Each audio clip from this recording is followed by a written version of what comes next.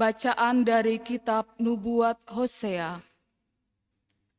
Beginilah firman Allah, bertobatlah hai Israel kepada Tuhan Allahmu, sebab engkau telah tergelincir karena kesalahanmu.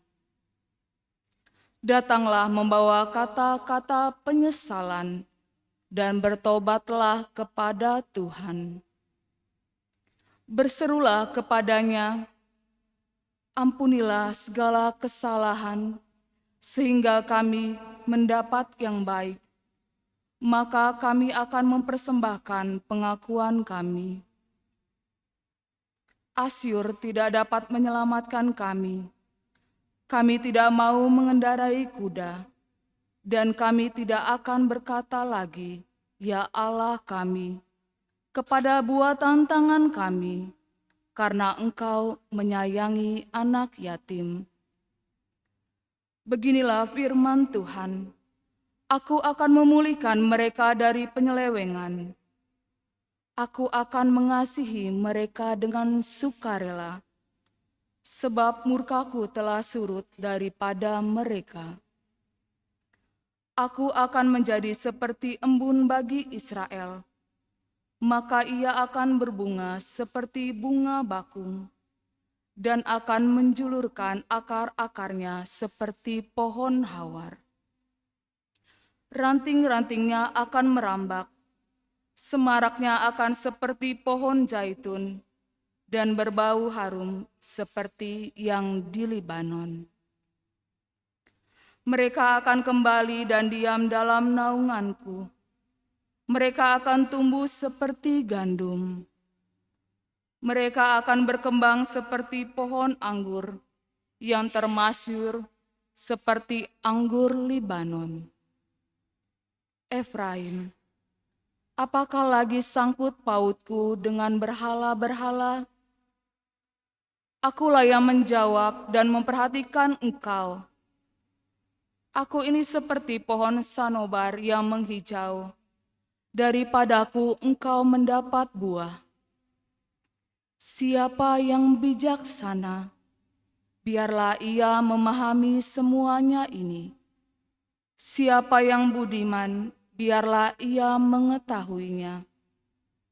Sebab jalan-jalan Tuhan adalah lurus, dan orang benar menempuhnya, tetapi pemberontak tergelincir di situ.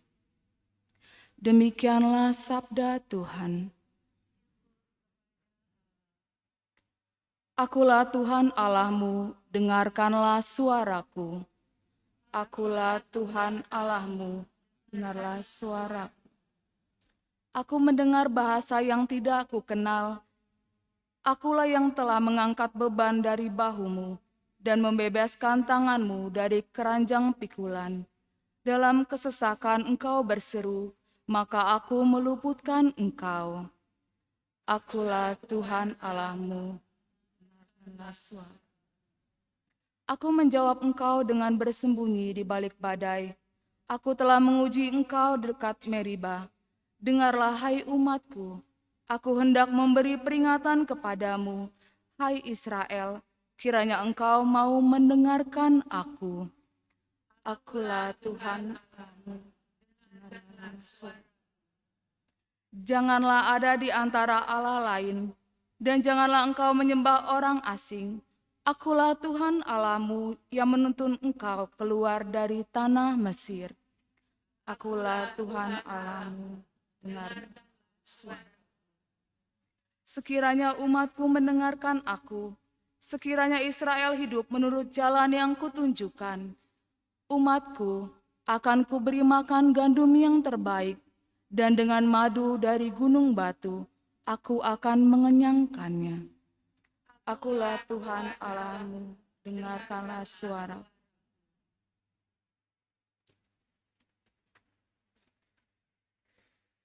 Terpujilah Kristus Tuhan, Raja mulia dan kekal.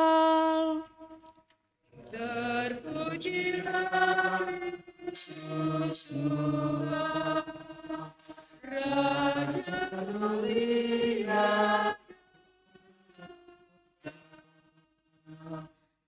Bertobatlah sabda Tuhan, sebab kerajaan surga sudah dekat. Terpujilah Kristus Tuhan, Raja mulia.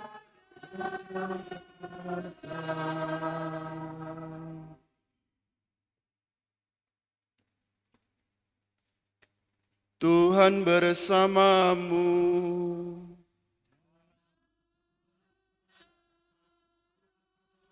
Inilah Injil Yesus Kristus menurut Markus.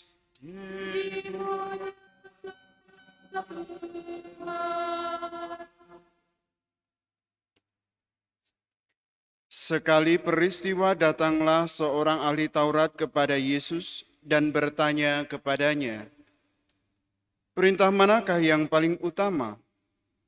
Jawab Yesus, "Perintah yang paling utama ialah, dengarlah, hai orang Israel, Tuhan Allah kita itu Tuhan yang esa. Kasihilah Tuhan Allahmu dengan segenap hatimu, dengan segenap jiwa, dengan segenap akal budi, dan dengan segenap kekuatanmu. Dan perintah yang kedua ialah, kasihilah sesamamu manusia seperti dirimu sendiri. Tidak ada perintah lain yang lebih utama daripada kedua perintah ini." Berkatalah ahli Taurat itu kepada Yesus, "Guru, tepat sekali apa yang kau katakan, bahwa Dia itu Esa, dan bahwa tidak ada Allah lain kecuali Dia. Memang mengasihi Dia dengan segenap hati, dengan segenap pengertian, dan dengan segenap kekuatan, serta mengasihi sesama manusia seperti diri sendiri, jauh lebih utama daripada semua kurban bakaran dan persembahan." Yesus melihat betapa bijaksana jawaban orang itu, maka ia berkata kepadanya, "Engkau tidak jauh dari kerajaan Allah." Dan tak seorang pun berani lagi menanyakan sesuatu kepada Yesus. Demikianlah Injil Tuhan. Terpujilah Kristus.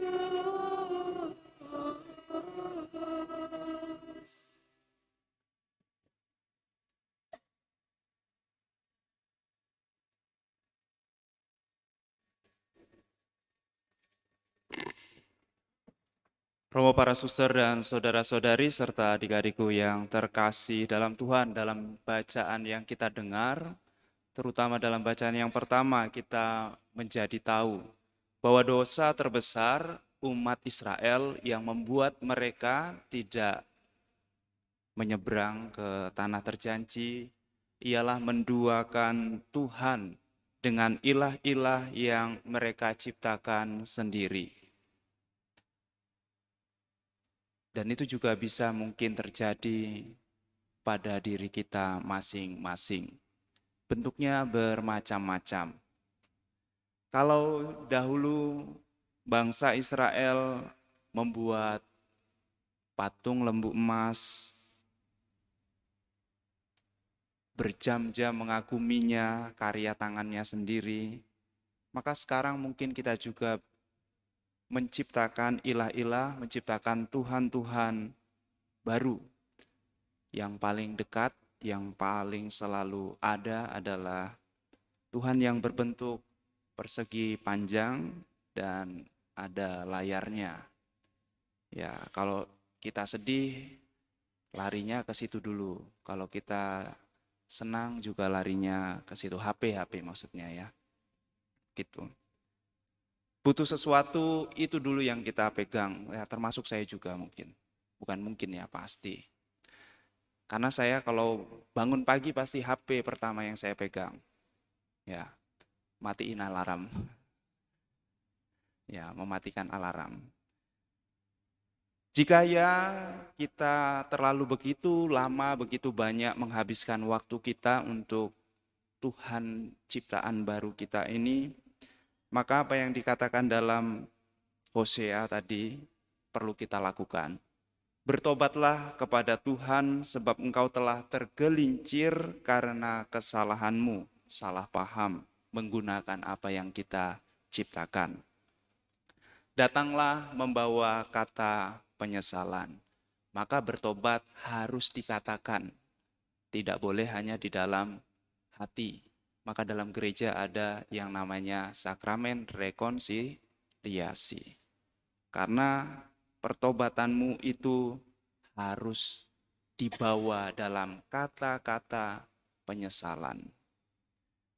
Dan ketika kita menyampaikannya, percayalah Tuhan yang Maha Murah akan mengampuni. Karena apa? Karena kasih-Nya. Bahkan Ia adalah kasih itu sendiri. Dan dalam bacaan Injil, kita disadarkan kembali oleh Yesus bahwa kasih mampu membuat segala sesuatu menjadi mungkin. Karena kasih kita mungkin melakukan segala sesuatu. Karena kasih itu memampukan. Maka tobat sejati bisa kita lakukan jika kita sungguh-sungguh menuliskan hukum utama di dalam hati kita. Kasihilah Tuhan Allahmu dengan segenap hati, jiwa, akal, dan kekuatan. Celakanya kalau kita salah mengira siapa Tuhan kita. Kalau kita salah mengira Tuhan kita atau kita mengarahkan segenap hati, jiwa, akal, kekuatan kita kepada Tuhan lain yang kita ciptakan, itulah celaka yang membuat kita tergelincir. Ini yang dalam bacaan Injil. Lalu kasih kepada Allah yang tak kelihatan itu akan nampak nyata melalui kasih pada sesama seperti kamu mengasihi dirimu sendiri. Dua hukum yang utama dari semua hukum yang ada. Maka saudara-saudari dan adik-adikku yang terkasih, saat kita menghabiskan banyak waktu kita untuk mengasihi Allah dan sesama, yakinlah kita akan tidak punya waktu untuk memuja ilah-ilah Tuhan-Tuhan buatan kita sendiri yang wujudnya banyak hal, bukan hanya HP tapi juga banyak hal, tawaran-tawaran yang membuat kita menghabiskan banyak waktu kepadanya. Maka melalui perayaan Ekaristi hari ini di masa Minggu Prapaskah yang keempat ini, saya mengajak mari kita menghabiskan banyak waktu kita untuk mengasihi Allah dengan berdoa, membaca kitab suci. Mari kita banyak menghabiskan waktu untuk beramal kasih, mendengarkan sesama dan menghibur, melayani satu sama lain, memperkaya diri kita dengan pengetahuan ilahi dan pengetahuan manusiawi, berhimpun, berkumpul dalam komunitas kasih, dalam pertemanan, dalam masyarakat, dalam gereja, dan juga dalam keluarga. Dan selama bulan ini kita berdoa bersama Bapak Paus secara istimewa untuk keluarga. Mari kita habiskan banyak waktu kita bersama Tuhan dan bersama sesama kita. Semoga Tuhan memberkati kita.